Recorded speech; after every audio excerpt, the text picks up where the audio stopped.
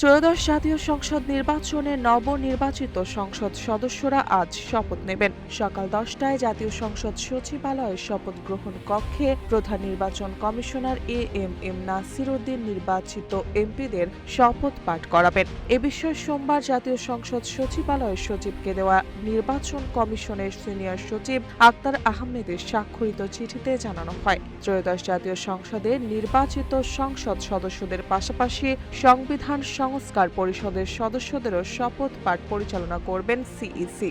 EC সচিবালয়ের তথ্য অনুযায়ী বেসরকারি ফলাফলে 297টি আসনের মধ্যে বাংলাদেশ জাতীয়তাবাদী দল বিএনপি 209টি, বাংলাদেশ জামায়াত ইসলামী 48টি, বাংলাদেশ নাগরিক পার্টি এনসিপি 6টি এবং স্বতন্ত্র প্রার্থীরা 7টি আসনে জয়লাভ করেছেন।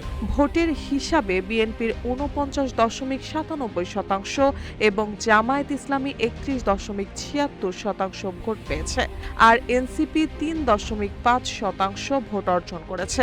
নির্বাচনে মোট 50টি রাজনৈতিক দল ও 274 জন স্বতন্ত্র প্রার্থী অংশ নেন, যদিও 299টি আসনে ভোট গ্রহণ অনুষ্ঠিত হয়।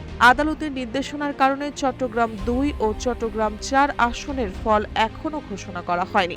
বাকি 297টি আসনের ফলাফল ইতিমধ্যে প্রকাশ করেছে নির্বাচন কমিশন।